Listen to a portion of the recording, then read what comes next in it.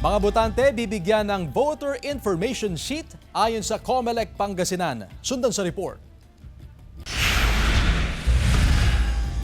Maglalabas ang COMELEC ng voter information list para sa 2025 midterm elections. Ang 4 na pahinang VIS ang magsisilbing gabay ng mga botante.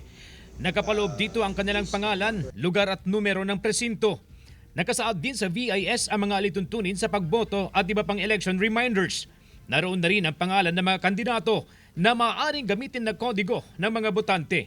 Kasi nga yun yung purpose na may binigay sa kanila para hindi na sila malito sa pagboto.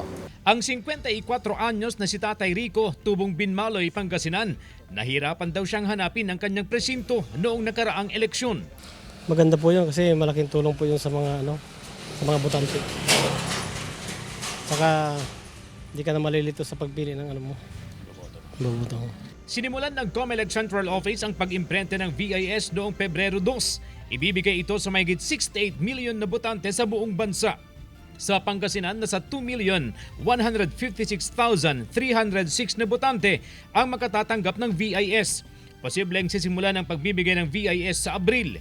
Nilinaw rin ng COMELEC na hindi LGU o mga opisyal na mga barangay ang magdidistribute ng mga ito. Nag-hire kami ng election job order casuals para sila yung mag-distribute. Kasama si Jing Dakanay, CJ Torida, One North, Central Luzon.